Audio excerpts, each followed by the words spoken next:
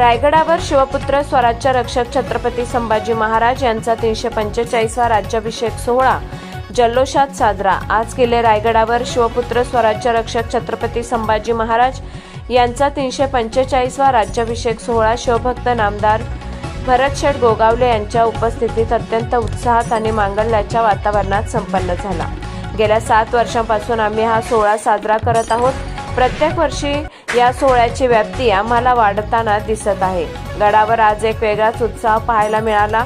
पहाटेपासून हजारो शिवभक्तांनी रायगडाची वाट धरली होती। भगव्या झेंड्याच्या फडकण्याने आणि छत्रपती संभाजी महाराज की जय या जयघोषाने अवघा गड दुमदुमून गेला होता। या सोहळ्याचे खास वैशिष्ट्य म्हणजे दरवर्षीप्रमाणे यावर्षी लष्करातील सेवा, त्याग आणि शौर्य याचा आदर करत आम्ही रणपती पुरस्काराने 2 लष्कर दलातील माजी सैनिकांना आणि एक्स सर्व्हिसमन अशा 3घांना गौरवण्यात आले।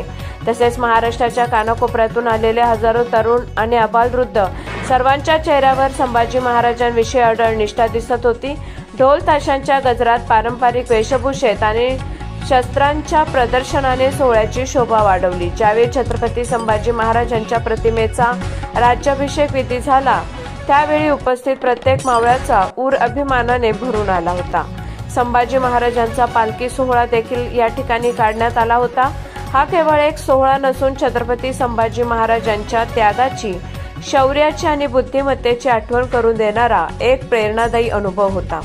यावेळी शासन म्हणून छत्रपती शिवाजी महाराजांचे किल्ले संवर्धन, छत्रपती संभाजी महाराजांची शौर्यगाथेचा इतिहास जपण्यासाठी आम्ही तत्पर राहू अशी ग्वाही दिली। यावेळी रायगड जिल्ह्यातले शिवसेनेचे पदाधिकारी तसेच मोठ्या संख्येने शिवभक्त उपस्थित होते।